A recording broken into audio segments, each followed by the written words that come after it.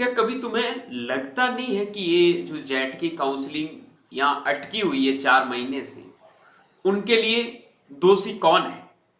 कभी सोचा आपने कि यार ऐसा कोई ऑर्गेनाइजेशन, ऐसा कोई एग्जामिनेशन बॉडी जो एक एग्जाम कंडक्ट करवाने में 1% भी देरी नहीं करता है, फॉर्म के पैसे वो हर साल बढ़ाते हैं, एग्जाम वो टाइम से ले लेते हैं, लेकिन क्या बच्चे सिर्फ अपनी दिल की भावना को शांत करने के लिए ही एग्जाम देते हैं, या फिर जिन्होंने 1 साल तक तैयारी करके इस एग्जाम के लिए जी जान लगा के मेहनत की है, लास्ट में उन बच्चों का सपना होता है राजस्थान के टॉप एग्रीकल्चर कॉलेज में एडमिशन लेने का, लेकिन एग्जाम देने से पहले उन बच्चों को यह नतीजा पता नहीं था कि इतनी घटिया ऑर्गेनाइजेशन, इतना गंदा सिस्टम इन बच्चों को 6-6 महीने पीछे छोड़ देगा।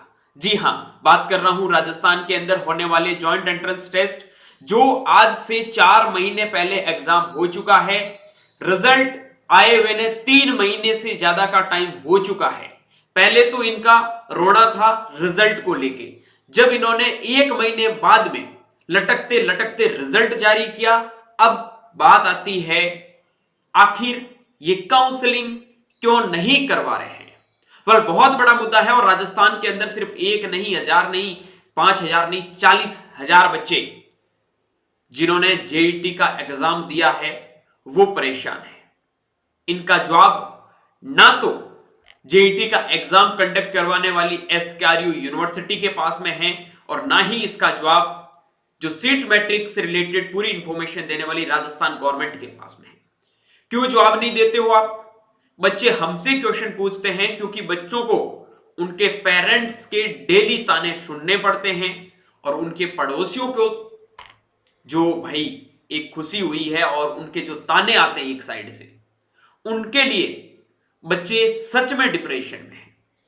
क्या सच में बच्चों ने इतना ज्यादा गुनाह कर दिया कि आज इस घटिया ऑर्गेनाइजेशन की वजह से, इस घटिया सिस्टम की वजह से ये सब बिना गलती के बच्चे सुन रहे हैं?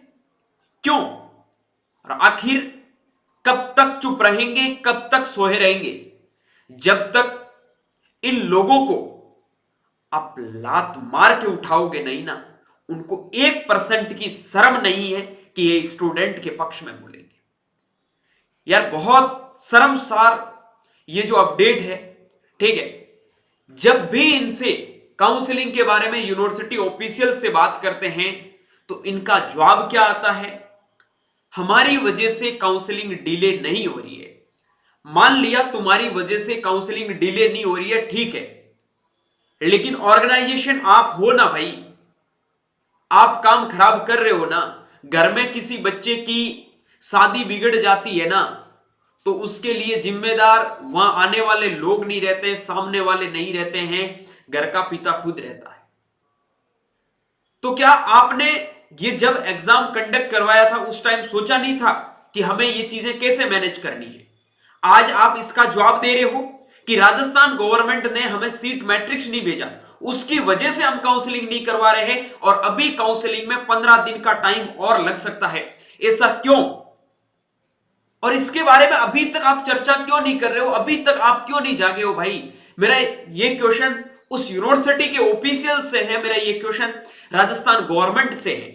आखिर तुम्हारे अंदर इतनी कौन सी दुविधा आ गई, इतने कौन सी परेशानी में तुम फंस चुके हो जो 4 महीने तक तुम काउंसलिंग के लेके अभी तक कोई अपडेट नहीं दे रहे हो? वेल, इसमें सबसे बड़े गुनाह है वो बच्चे हैं, क्योंकि जब तक इस घटिया ऑर्गेनाइजेशन को और इस घटिया सिस्टम को बच्चे नहीं बोलेंगे, तब तक ये सिस्टम काम करने वाला नहीं है। एक नंबर का चोर, एक नंबर का निकम्मा सिस्टम ये राजस्थान का गवर्नमेंट का, और राजस्थान में ये जो जेट के एग्जाम कंडक्ट करवाने वाली ऑर्गेनाइजेशन कमेटी है, इसका बन चुका है। आखिर कब तक बच्चे चुप रहेंगे भाई? जब तक तुम इनको मुंह तोड़ जवाब नहीं दोगे कि हम यहां पे बैठे हैं, हम यहां मजाक के लिए नहीं बैठे हैं, तब तक उनको 1% शर्म आने वाली नहीं है।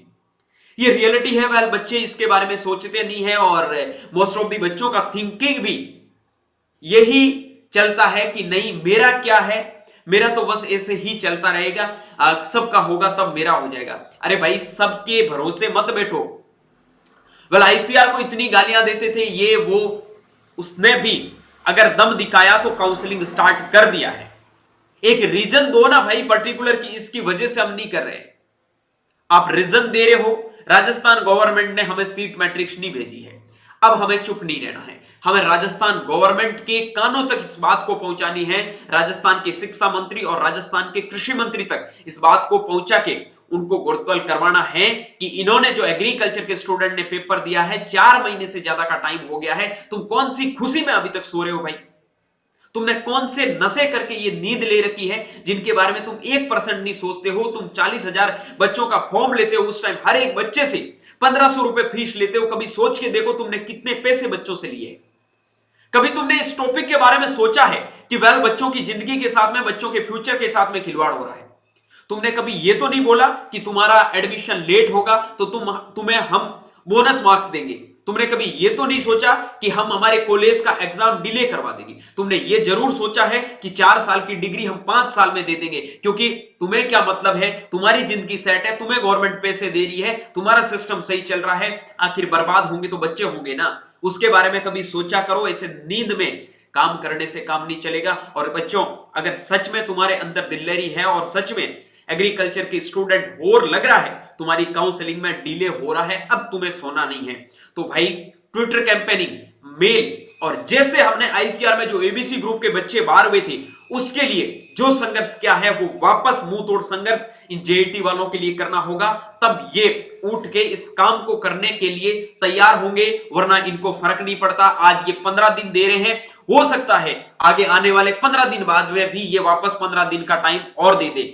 तो अब सोने का कोई मतलब नहीं है। मैं समझ सकता हूं कि मैं बहुत लंबे टाइम से आप लोगों के साथ में, जितने भी जो जेईटी के बच्चों के साथ में कनेक्ट नहीं हो पाया। सॉरी फॉर एवरीवन, क्योंकि मेरा भी कुछ सिचुएशन ऐसा था जिसकी वजह से मैं नहीं आ पाया था। हाँ, हमने उसके ऊपर प्लान ये 1 अक्टूबर से ही कर रखा था।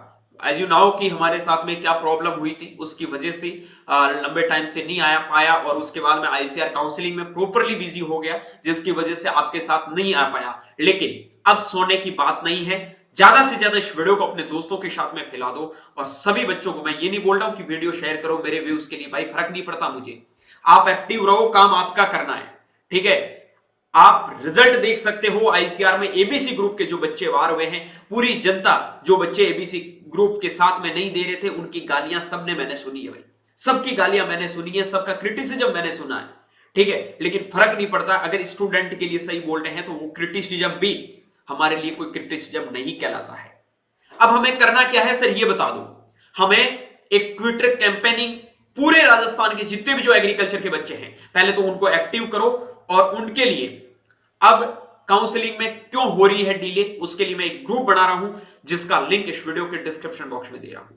अगर कोई एक्टिव बच्चा है तो उस ग्रुप में जुड़ जाना, और वहां से हमें पूरा मैप तैयार करना है, पूरा प्लानिंग तैयार करना है। राजस्थान के जितने भी जो इंस्टीट्यूट के डायरेक्टर है, राजस्थान के जितने भी जो इस फील्ड के अंदर काम करने वाले लोग हैं, उन सबसे मेरी रिक्वेस्ट है, यहां पे तुम्हारा और मेरा कुछ नहीं है, यहां पे बच्चों का फ्यूचर है वो खतरे में जा रहा है। आखिर यार तुम क्यों नहीं सोच रहे हो? अब हमें चुप रहने से कुछ नहीं होगा। बात यही है, जब तक हम नहीं बोलेंगे तब तक कोई बोलने वाला नहीं है। सबसे पहले एक ऐसा ट्विटर कैंपेन चलाओ जिसमें लगना चाहिए कि एग्रीकल्चर के स्टूडेंट अब उठ चुके हैं, अब उनको जगाना है।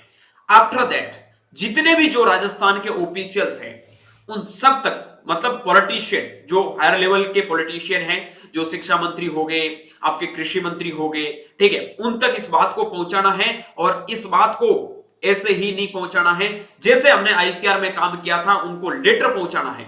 वो लेटर पहुंचाने का काम हमारा रहेगा, और इस काम के लिए मैं 100% आपके साथ में हूं।